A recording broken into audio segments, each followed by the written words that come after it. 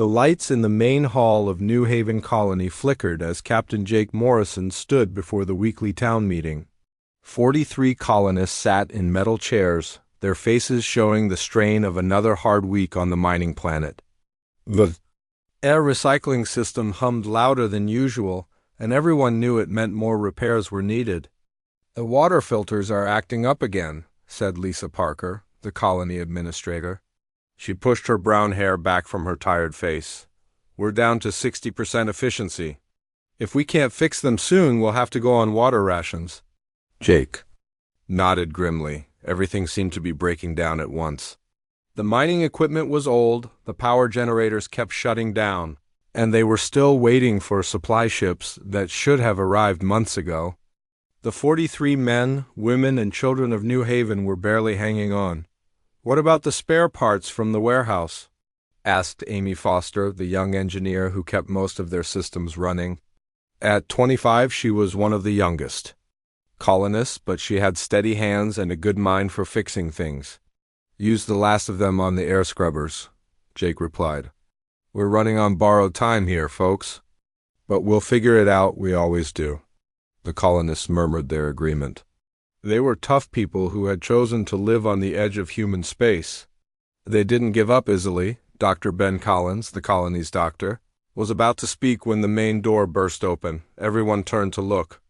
A small figure stumbled into the hall and several people gasped. It was clearly not human. The creature stood about 3 feet tall, with green-brown scales covering its body. It had large yellow eyes and a long tail that dragged behind it. Its breathing was heavy, and it looked exhausted. "What in the world?" whispered Rick Hayes, the colony's pilot. The creature looked around the room with desperate eyes. When it spoke, its voice came through a small device clipped to its chest. The words were clear, but had a strange electronic quality. "Please help us," the creature cried. Tears ran down its scaled face. "My mom will do anything. Even cleaning." "Toilets." The hall fell silent. Jake's hand moved slowly toward his weapon, but he didn't draw it. The creature was clearly just a child, scared and alone. It posed no threat to anyone. "Easy there, little one," Jake said softly. He took a step forward, keeping his hands visible. "What's your name?" "Zix," the creature replied. "I'm Zix. I came from the third moon. Please, you have to help us." "My mom said humans are different. She said humans help people." Lisa Parker stood up from her chair. "Different how? Help with what?" Zix wiped his eyes with the back of his small hand. "Our ship was destroyed. We've been hiding in caves for weeks. Our machines are breaking. We're going to die if no one helps us." The colonists looked at each other with worried expressions. They had never seen an alien before, let alone a child asking for help. Most of them had heard stories about hostile alien species, but this small creature seemed harmless. "How did you get here?" asked Amy Foster. "The third moon is 2 days away by shuttle." "I took one of the emergency pods," Zix said. "It barely worked. I thought I was going to crash." He looked around the room again. "My mom said if anything happened to us, I should find the humans. She said humans are the only ones who help strangers." Dr. Collins stepped forward. "How many of you are there?" 13, Zix replied. "My mom Vera and 12 others. We're Cathara. We had to leave our home. Bad people destroyed our transport ship. We've been eating cave moss and drinking rainwater." The child's words hit the colonists hard. They knew what it was like to struggle for survival. They looked at this small alien and saw themselves. "Why should we trust you?" asked one of the miners. "How do we know this isn't some kind of trick?" Zix's shoulders sagged. "Because we have nothing left to trick you with. We're just scared and hungry. My mom said she would do any work you need. She said she would clean your toilets if that's what it takes. She just wants us to live." The mention of cleaning toilets surprised everyone. It was such a humble offer, so different from what they expected from first contact with an alien species. Jake looked at Lisa Parker. As colony administrator, she would have to make the decision, but Jake could see the conflict in her eyes. They barely had enough resources for themselves. How could they help 13 alien refugees? "We're already struggling," Lisa said quietly. Our systems are failing. We don't have extra food or water. I know, Zix said. But my mom is really good at fixing things. All of us are. We can help you if you help us. Please, I'll work too. I can clean things and carry stuff. Amy Foster felt her heart break a little. The alien child was offering to work for his family's survival. It reminded her of old stories about human refugees during Earth's wars. What kind of work does your mother do? Amy asked. She fixes life support systems, Zix said with pride. She built the air makers for 3 different ships. She can fix anything. The others are good at building things and growing food. Dr. Collins raised an eyebrow. Life support systems? That's advanced engineering. My mom is really smart, Zix sighed. But our people said she was only good for servant work. They said we all were. That's why we left. We wanted to be free. The story was getting more interesting. These weren't just random refugees. They were skilled workers fleeing some kind of oppression. Where exactly are you hiding? Jake asked. The cave's on the north side of the third moon, Zix replied. There's a big chamber about a mile underground. We have some machines working, but they're dying. Maybe 2 more days before the air runs out? 2 days? If they were going to help, they had to decide quickly. We need to talk about this, Lisa said. Zix, are you hungry? Do you need water? The child nodded eagerly. Dr. Collins brought him a cup of water and some protein bars. Zix ate and drank gratefully while the adults moved to one corner of the room to talk. This is crazy, whispered one of the miners. We can't take care of 13 aliens. We can barely take care of ourselves. But they're engineers, Amy argued. If they can really fix our systems, they might be able to help us more than we help them. It's too risky, another colonist said. What if they're dangerous? What if there are more of them coming? Jake looked back at the small alien child. Zix was sharing his food with the colony's cat, who had wandered over to investigate. The child was being gentle and kind, even though he was clearly starving. Look at him, Jake said. Does he look dangerous to you? Children can be used as weapons, Lisa pointed out. We have to be careful. Dr. Collins shook his head. I've been watching him. His stress responses are genuine. He's not acting. He's really terrified for his family, so what do we do? Asked Rick Hayes. Even if we wanted to help, we only have 1 shuttle. It can't carry 13 people. We make 2 trips, Amy said. Or we find another way. And if we're attacked by whoever destroyed their ship? Lisa asked. Jake was quiet for a long moment. Then he looked at his fellow colonists. What makes us human? He asked. The question surprised everyone. What do you mean? Lisa asked. I mean, what separates us from the animals? What makes us different from the machines we build? Jake looked around the room. It's not our technology. It's not our weapons. It's the fact that we help each other, even when it's hard. Even when it's dangerous. He pointed to Zix, who was now sitting quietly, watching them with hopeful eyes. That child crossed space to find us. Not because we're the strongest or the richest, because he heard that humans help people. Are we going to prove him wrong? The room fell silent. Everyone looked at the small alien child, then at each other.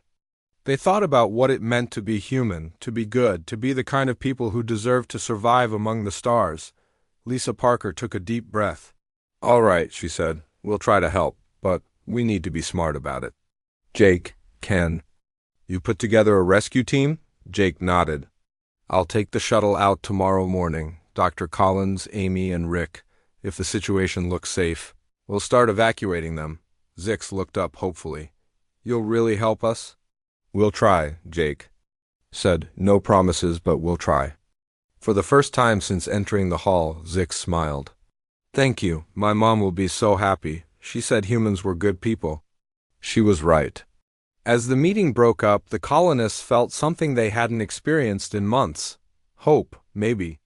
Helping these aliens would be the thing that saved them all. The shuttle's engines hummed as Jake Morrison checked the weapon systems one more time. The small craft was not built for combat, but they had mounted 2 laser cannons on the sides just in case. Beside him, Rick Hayes ran through the pre-flight checklist with steady hands. Air recycling is green, fuel is at 90%, navigation is locked on target, Rick reported. We're as ready as we'll ever be.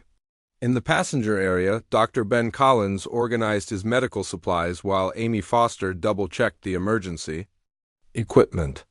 They had brought food, water, portable air scrubbers, and basic tools. It wasn't much, but it was all the colony could spare. Remember, Jake said over the intercom, we don't know what we're flying into. The raiders who destroyed their ship might still be in the area. If things go bad, we get out fast. What about the aliens? Amy asked. We save who we can, Jake replied. But we don't throw our lives away. The colony needs us alive. The shuttle lifted off from New Haven's landing pad and headed toward the third moon. The journey would take 18 hours, giving them time to think about what they were doing. None of them had ever seen an alien before Zix arrived. Now they were flying into unknown danger to save a group of refugees they had never met. You think the kid was telling the truth? Rick asked as they cleared the planet's atmosphere. Doctor Collins says his stress responses were real, Jake said. He was genuinely terrified. That's hard to fake. But what if there are more of them than he said? Amy wondered. What if it's some kind of trap? Dr. Collins looked up from his medical kit. Then we'll deal with it. But I don't think it is. The way he talked about his mother, the way he offered to work for us, that came from the heart. The hours passed slowly. They took turns sleeping and eating while the shuttle flew through space. Jake found himself thinking about Zix's words. The child had said humans were different, that they helped strangers. Was that really true? Or were they just lucky to be the first species he found? Jake, Rick said suddenly. We're getting close to the moon, and we're not alone. Jake looked at the scanner display. 3 ships were moving near the moon's surface. They were too far away to identify, but their movement patterns looked aggressive. Pirates? Amy asked. Maybe, Jake said. Or maybe they're looking for the same refugees we are. The shuttle continued toward the moon while Jake watched the other ships. They seemed to be searching the surface, moving in wide circles. Whatever they were looking for, they hadn't found it yet. There, Rick pointed to a spot on the surface. Those coordinates the kid gave us. Big cave system, just like he said, Jake nodded. Take us down slow. Use the moon's gravity to mask our approach. The shuttle descended toward the rocky surface. The third moon was a dead world, covered in craters and old lava flows. Jake could see why the refugees had chosen it as a hiding place. There were thousands of caves and tunnels where someone could disappear. Landing in 30 seconds, Rick announced. The shuttle touched down near a large crater. Jake could see the cave entrance about 100 meters away.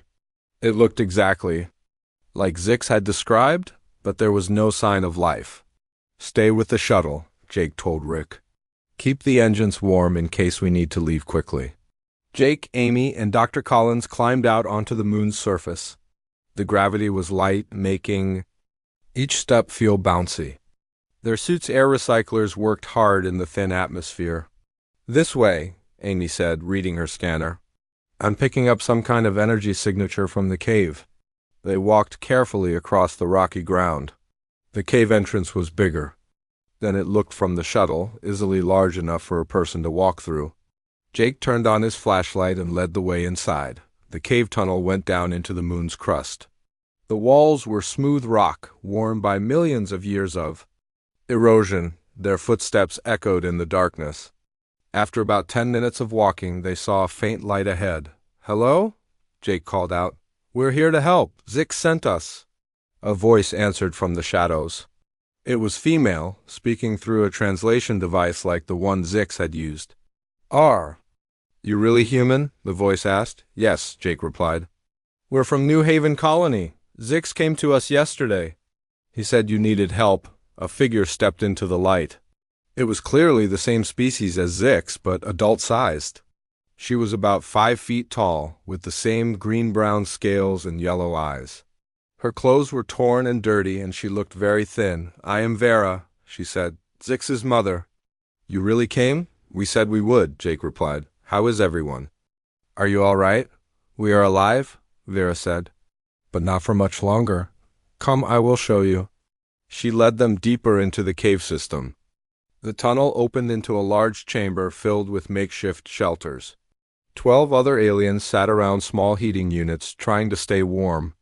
They looked up with hopeful eyes as the humans entered. Dr. Collins immediately went to work, checking the aliens for injuries and illness. Most of them were suffering from malnutrition and dehydration. Several had cuts and bruises from the crash that destroyed their ship. Your life support systems, Amy said, looking at the equipment scattered around the chamber. They're failing. Yes, Vera replied. The air scrubbers will stop working within hours. The water recycler is already broken. We have been drinking rainwater that seeps through the rocks. Amy examined the alien technology. It was more advanced than anything humans used, but it had been damaged in the crash. Several key components were missing or broken. I might be able to fix some of this, Amy said. But not all of it, and not quickly enough. We have to evacuate. Them, Jake decided. How many can the shuttle carry? Maybe 7 if we're lucky, Dr. Collins said. But some of them are too weak to travel. They need medical treatment first. That was the problem Jake had been afraid of.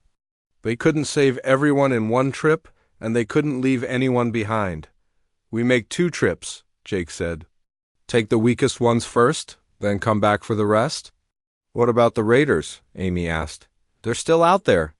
As if summoned by her words, Rick's voice crackled over the radio.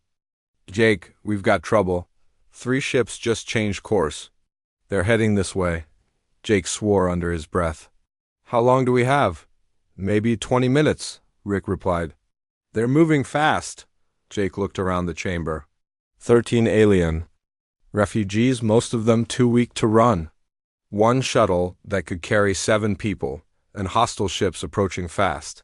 We're not leaving anyone behind, he said firmly. But Jake, Amy protested, we can't fight 3 ships with 1 shuttle. We're not going to fight them, Jake said. We're going to hide, he turned to Vera. Are there other tunnels? Other ways out of here? Yes, she said. But they lead deeper. Into the moon. If we go down there, we might not be able to get back out. Better than being caught by raiders, Jake said. Can you move everyone? Vera nodded. We will try. The next few minutes were chaos. The humans and aliens worked together to gather the most important supplies. Dr. Collins helped the injured aliens prepare for the journey. Amy tried to fix what she could of the life support equipment. Jake, Rick's voice came over the radio again. They're landing. 3 ships, about 50 meters from the cave entrance. Armed men are getting out. How many? Jake asked. I count. 8, maybe 10. They have weapons and scanning equipment. Jake made a decision that would define everything that came next. Rick, take off. Get back to the colony. What about you? Rick asked. We're going deeper into the caves. If we don't make it back, tell the colony what happened. Tell them we tried. Jake, no, I'm not leaving you here. That's an order, Jake said firmly. The colony needs to know. About these raiders, get out of here. Through the cave entrance, they could hear the sound of the shuttle's engines starting up. Rick was following orders, but Jake knew it was tearing him apart.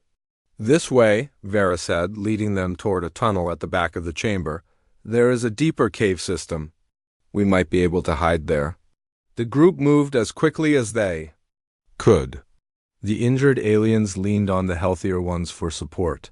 Dr. Collins carried medical supplies while Amy dragged what remained of the life support equipment. Behind them, they could hear voices echoing in the main tunnel. The raiders had found the cave entrance and were moving deeper into the moon. They were talking in a language the translator couldn't understand, but their tone was aggressive. Faster, Jake whispered. They're getting closer. The tunnel sloped downward into the moon's core. The air grew thinner and colder. Some of the aliens began to struggle with the reduced oxygen. How much further? Dr. Collins asked. Not far, Vera replied. There is a chamber ahead. We can hide there until they leave. But even as she spoke, they could hear the raiders getting closer. Heavy footsteps echoed through the tunnels. Bright lights flickered on the walls behind them. They're going to find us, Amy said. Jake stopped walking. He turned to face the way they had come, checking his weapon. Then we make a stand here. Jake? No, Dr. Collins said. There are too many of them, maybe, Jake said. But we're not going to let them hurt these people, not after we promised to help. Vera stepped up beside him. We will fight too. This is our family now? The other aliens, despite their weakness, began to position themselves for battle. They had improvised weapons and tools from their damaged equipment. They were scared, but they were not going to give up. Together, Jake said. Humans and Cathara together. The sound of... The fight in the caves lasted only 15 minutes, but it felt like hours. Jake and the aliens had used the narrow tunnels to their advantage, forcing the raiders to come at them one at a time. When it was over, 3 raiders were dead and the rest had fled back to their ships. Is everyone okay? Dr. Collins asked, checking the group for injuries. We lost no one, Vera reported. But 2 of our people are badly hurt. Jake looked at the wounded aliens with respect. They had fought bravely despite being weak from hunger and thirst. One elderly alien named Dex had used his walking stick to trip a raider, probably saving Jake's life. We need to get out of here. Jake said they might come back with more people. The group made their way back through the tunnels to the main chamber. Rick had hidden the shuttle behind a large rock formation and was waiting for them with the engines running. I couldn't leave you, Rick said when he saw them. I'm sorry I didn't follow orders. I'm glad you didn't, Jake replied. We need to get these people to the colony now. The shuttle was crowded with 16 people inside, but somehow they all fit. The aliens were amazed by human technology, asking quiet questions about how everything worked. Dr. Collins treated the wounded, while Amy showed some of the younger aliens how the life support systems functioned. Your ship is very efficient, Vera told Rick as they flew toward New Haven. But I think I could improve the air recycling system by 20%. Rick looked surprised. Really? How? The intake filters are working too hard, Vera explained. If you adjust the flow rate and add a secondary scrubber, you can reduce energy use and increase clean air output. That's brilliant, Amy said. Why didn't we think of that? Different perspectives, Vera said simply. You see problems, we see solutions. The trip back to New Haven gave everyone time to talk.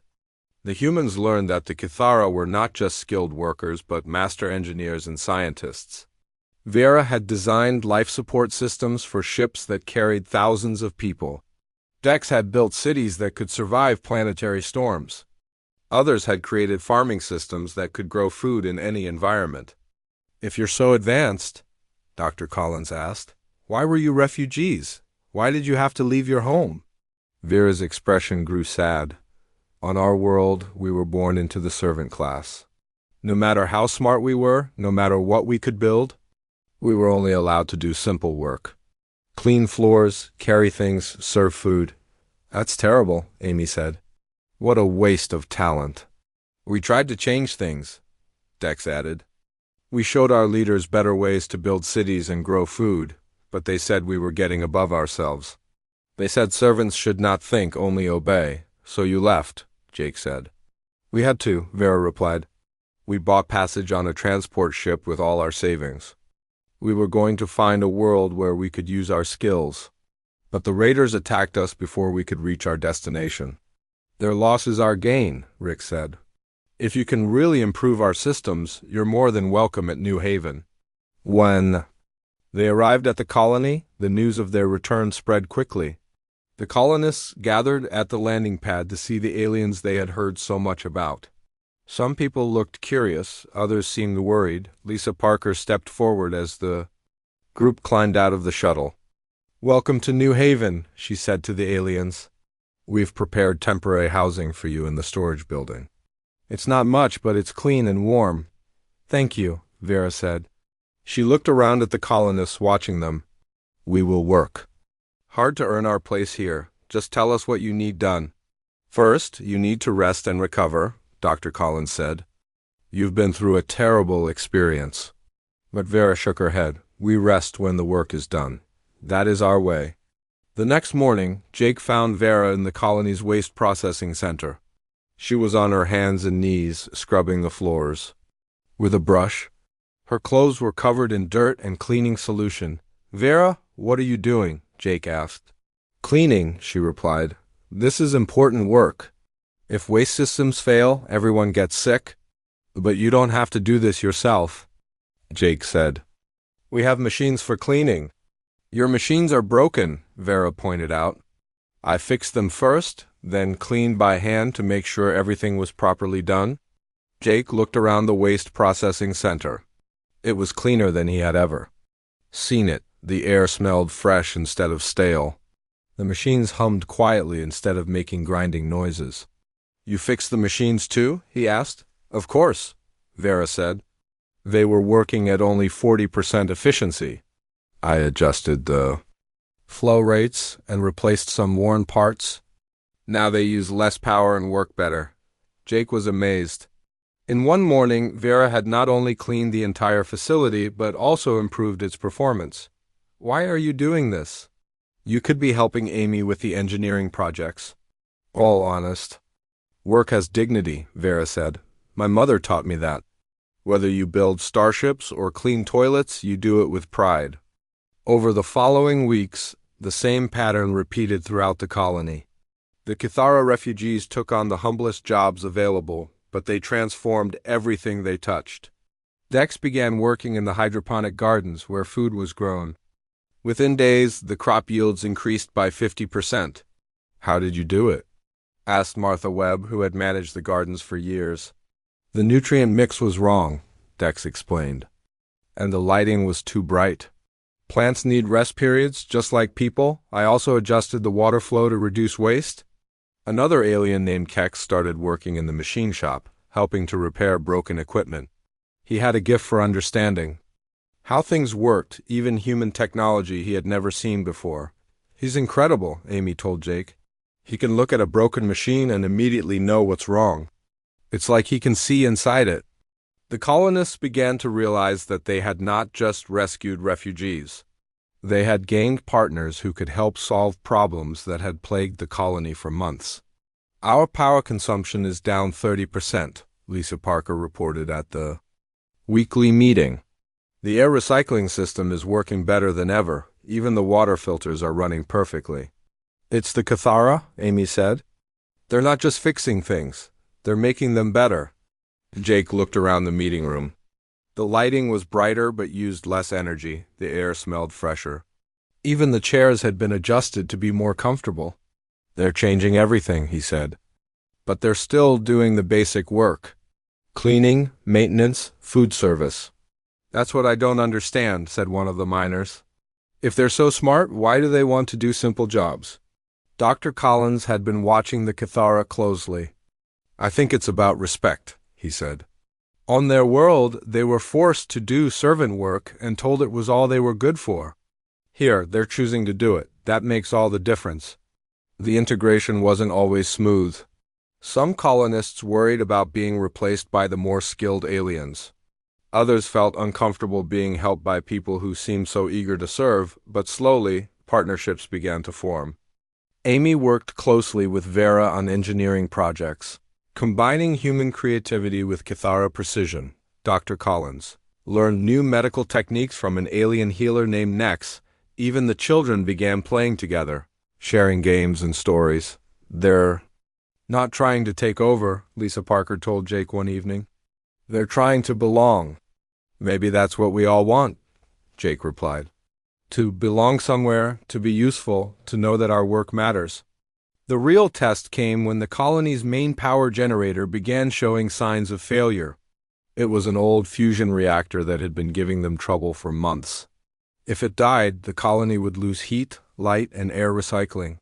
"We need to shut it down and do a complete overhaul," Amy said. "But that could take weeks. We don't have enough backup power to last that long." "What if we don't shut it down?" Jake asked. "Then it could explode," Amy said. "And that would kill everyone." The colonists gathered in the main hall to discuss their options. The mood was grim. They faced a choice between slow death and quick death. "Maybe we should evacuate," suggested one of the miners. "Go back to Earth and try again later. With what ships? Lisa asked. The supply ships still haven't arrived. We're on our own. That's when Vera stood up. We can fix the reactor? Without shutting it down, she said quietly. The room fell silent. That's impossible, Amy said. The radiation levels alone would kill anyone who tried? Not impossible, Vera replied. Difficult, yes. Dangerous, yes, but not impossible. We have done this before. We? Jake asked. The Kithara? Vera said. Our people have been working with fusion reactors for generations. We know how to repair them while they're running. But the radiation? Dr. Collins protested. No one can survive that. We are more resistant to radiation than humans, Vera explained. Not immune, but more resistant. With proper equipment and careful timing, it can be done. The colonists looked at each other. The aliens were offering to risk their lives to save a colony that had only just accepted them. Why? Lisa asked. Why would you do this for us? Vera smiled, and for the first time it reached her eyes. Because this is our home now. You are our family. We take care of family. The word family hung in the air. These aliens who had arrived as desperate refugees were now calling the colonists their family. It was more than Jake had ever hoped for. What do you need? He asked. Tools, protective equipment, and 3 volunteers, Vera said. The alarm bells started ringing at 3 in the morning. Jake Morrison jumped out of bed and ran toward the control center, pulling on his clothes as he moved. Other colonists were doing the same, stumbling through the corridors with worried faces. What's happening? Amy Foster asked as she caught up with Jake. Don't know yet, Jake replied, but it sounds bad. They burst into the control center to find Lisa Parker staring at a bank of red warning lights. Her face was pale in the glow of the emergency displays. The reactor, she said without looking up. It's going critical. We have maybe 6 hours before it melts down. The room filled with colonists as word spread through New Haven. Dr. Collins arrived with his medical bag, thinking there might be injuries. Rick Hayes came running from the shuttle bay. Even the Kithara refugees hurried in, led by Vera. How bad is it? Jake asked. Amy was already at the engineering station reading the data streams. Really bad. The containment field is failing. Core temperature is rising. If we can't stabilize it, the whole reactor will explode. Can we evacuate? Someone asked. To where? Lisa replied. The supply ships still haven't arrived. We have 1 shuttle that can carry maybe 20 people. There are 62 of us now, counting the Kithara. The math was simple and terrible. They couldn't all escape. Some would have to stay behind and die. What about emergency pods? Rick suggested. We have 4, Amy said. Each holds 2 people. That's 8 more we could save. 28 people out of 62. The rest would die when the reactor exploded. The colonists looked at each other with growing horror. There has to be another way, Dr. Collins said. The only way is to fix the reactor, Amy replied. But to do that, someone would have to go into the reactor chamber while it's overloading. The radiation would kill them in minutes. That's when Vera stepped forward. We can do it, she said quietly. The room fell silent. Everyone turned to look at the small alien woman who had been cleaning their waste systems just days before. You said it yourself, Jake said. The radiation would be fatal. For humans, yes, Vera replied. But Kithara are more resistant. We might survive long enough to make the repairs. Might? Lisa asked. There are no guarantees, Vera admitted. But it is possible. My people have done this kind of work before. An older colonist named Tom Brady shook his head. We can't ask you to do that. You're guests here. This isn't your responsibility. Vera's yellow eyes flashed with something that might have been anger. Guests? Is that what you think we are? The question surprised everyone. Vera had always been so humble, so eager to serve. Now she stood straight and tall, looking directly at the humans. For 3 months we have worked beside you, she continued. We have fixed your machines, grown your food, cleaned your homes. We have shared your meals and your stories. Our children play with your children, and you still think we are just guests? That's not what I meant, Tom said quickly. Yes, it is, Vera replied. When things get dangerous, you want to protect us. You want to save us first because we are visitors, not family. Jake began to understand. You don't want to be saved first. No, Vera said firmly. We want to save our home. This colony is our home. You are our family. We will not run away and let our family die. Dex, the elderly Cathara who worked in the gardens, stepped up beside Vera. We left our birth world because we were not allowed to be useful. Here, we can use our skills to save lives. This is what we were meant to do. Other Cathara moved forward to stand with them. Even the youngest ones, barely older than children, looked determined. You're talking about suicide, Dr. Collins said. The radiation levels in that chamber will cook you alive. Maybe, Vera said, but maybe not. And even if we die, the rest of you will live. That is a fair trade. No, it's not, Amy said angrily. You're not disposable. We're not going to let you sacrifice yourselves for us. Why not? Asked Kex, the Kithara, who worked in the machine shop. You were willing to sacrifice yourselves for us in the caves. What is the difference? The question hung in the air. Jake realized that the aliens were right. In the caves, the humans had been ready to fight and die to protect the refugees. Now the situation was reversed, and the humans didn't like it. The difference is that we chose to take that risk, Jake said slowly. We made that decision for ourselves. And we are making this decision for ourselves, Vera replied. You do not get to choose for us. Lisa Parker had been quiet during the argument, but now she spoke up. What exactly would you need to do? What kind of repairs? Vera turned to the engineering displays. The containment field generators are overheating. They need new cooling circuits and replacement power cores. It is delicate work, but not impossible. How long would it take? Amy asked. 2 hours, maybe 3, Vera said, working carefully to avoid making the problem worse. And how long? Could you survive in there? Vera was quiet for a moment. Unknown. Our radiation resistance is better than yours, but not perfect. We might last the full 3 hours. We might not. The colonists exchanged looks. The Kithara were offering to risk.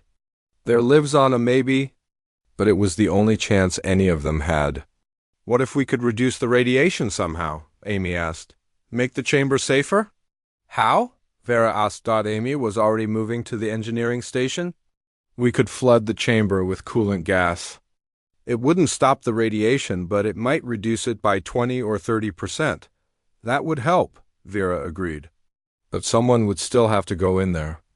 I'll go with you, Amy said. No, Vera replied immediately. This is Kithara work. We are the ones who can survive it. I'm the engineer, Amy argued. I know our systems better than anyone. And I know reactor repair better than anyone, Vera countered.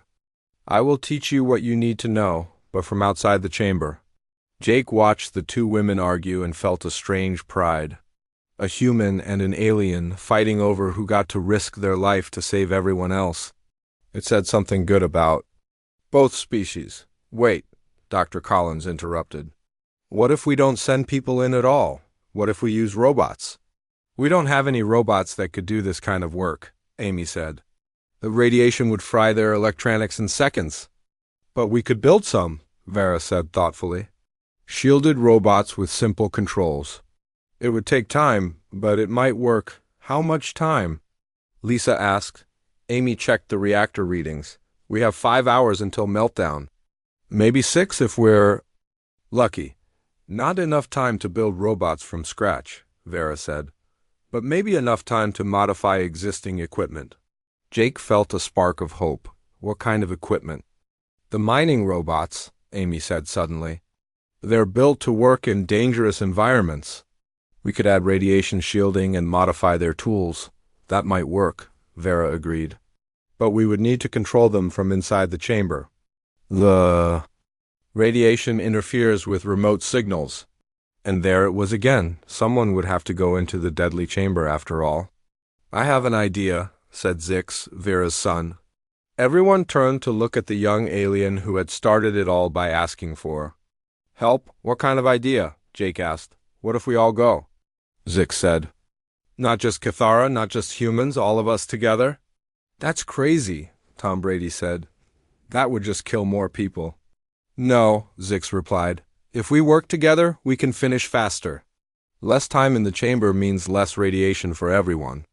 Vera shook her head. Too dangerous. I will not risk my son's life. You risk your life for us? Zix pointed out. Why can't I risk mine for everyone else? It was the same argument the adults had been having, but coming from a child, it sounded different, more honest somehow. Because you're just a kid, Amy said gently. I am small, Zix replied. Small enough to reach places adults cannot. That makes me useful. Jake looked around the room. Humans and aliens, adults and children, all facing the same terrible choice. Run away and let some die, or stay and risk everyone dying together. There's a third option, he said slowly. Everyone looked at him. We send a mixed team. Humans and Cathara working together. Share the risk, share the work. Jake, no, Lisa said. I can't order people to go on a suicide mission. You're not ordering anyone, Jake replied. We're volunteers, all of us. He looked around the room. Who's willing to go into that chamber and save our home? Amy raised her hand immediately. Then Vera, then Zix, despite his mother's protests. Dex raised his weathered hand. Dr. Collins stepped forward. Even Rick Hayes volunteered, though he had no technical skills. In the end, 12 people volunteered. 6 humans and 6 Cathara. It was more than they needed, but Jake understood why. Everyone wanted to help. Everyone wanted to do their part. We'll take 6, Jake decided. 3 humans, 3 Cathara. The rest stay outside to monitor and help from here. They spent the next hour preparing. Amy and Vera designed the modifications. For the mining robots, Dr. Collins prepared radiation medicine that might help them survive. The other colonists gathered protective equipment and emergency supplies. As they worked, Jake realized something important. The humans weren't trying to protect the aliens anymore. The aliens weren't trying to serve the humans. They were all just people working together to save their home. Ready? Jake asked as they stood outside the reactor chamber. Ready, Vera replied. Amy checked her equipment one last time. If we don't make it out, tell everyone we tried. We'll make it, Jake said with more confidence than he felt. We have to. Our family is counting on us. The reactor chamber was like stepping into the heart of a star. Bright blue light filled the air, making everything glow with an eerie beauty. The heat hit them immediately, even through their protective suits.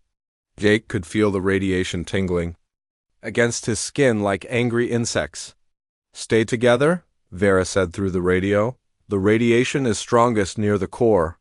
We work fast and get out. The team of 6 moved carefully across the metal floor. Jake and Amy represented the humans, along with Dr. Collins, who insisted on coming to monitor everyone's health. Vera led the Cathara team with Dex and Kex, the machine shop worker. There, Amy pointed to a bank of machines along the far wall. Those are the containment field generators. They're glowing red-hot. And there are the power cores, Vera added, indicating a row of cylindrical devices that sparked with electricity. They are overloading. The work began immediately. Amy and Kex started disconnecting the damaged power cores while Vera and Dex worked on the cooling systems. Jake and Dr. Collins used tools to remove broken components that were too hot for anyone to touch directly. How are we doing for time? Jake asked. Been in here 12 minutes, Dr. Collins replied, checking his scanner. Radiation levels are climbing. We need to work faster. But faster was dangerous. One wrong move could cause an explosion that would kill them instantly. They had to balance speed with safety, knowing that both could kill them. Jake, Amy called out. This power core is stuck. I can't get it loose. Jake moved to help her, but the space was too small for both of them to work. That's when Zix's voice came over the radio from outside the chamber. I'm coming in, he said. No, Vera shouted. You stay where you are. But it was too late. The chamber door opened and the small alien child ran inside. He was wearing a protective suit that was too big for him, but he moved quickly toward Amy's position. Zix, get out of here. Jake ordered. I can fit, Zix said, squeezing into the tight space around the power core. You're too big. Let me do it. Before anyone could stop him, Zix had crawled into the machinery and started working on the stuck component. His small hands could reach places the adults couldn't access. Got it, he announced as the power core came free. It's loose now. Jake felt a mixture of pride and terror. The child had risked his life to help them, just like an adult. But he was still just a kid who shouldn't be exposed to this much radiation. Everyone out, Dr. Collins said urgently. Radiation levels just spiked. We need to leave now. Not finished, Vera said. Still need to install the new cooling circuits. We don't have time, Dr. Collins insisted. Another few minutes in this. Radiation will kill us all. That's when they heard more footsteps. The chamber door opened again, and more people came inside. Rick Hayes, Tom Brady, Martha Webb from the Gardens. Even Lisa Parker, the colony administrator. What are you doing? Jake shouted. Get out of here. We're finishing this together, Lisa replied. All of us. You'll die, Amy protested. Humans can't survive this radiation. Maybe, Rick said. But we're not leaving our family to die alone, more colonists kept coming. Both humans and Cathara, who hadn't been chosen for the original team. They brought tools and spare parts. Soon the chamber was full of people working together. This is insane, Dr. Collins said. But even he kept working, helping install new components while monitoring everyone's radiation exposure. The strange thing was, it worked. With more people sharing the work, each person spent less time near the most dangerous areas. They could rotate tasks, giving each other breaks from the worst radiation. Cooling system is online, Vera announced. Power cores are stable, Amy added. Containment field is holding, Kex reported. Slowly, the angry red lights on the reactor began turning green. The temperature started dropping. The dangerous radiation levels began to decrease. We did it, Jake said in amazement.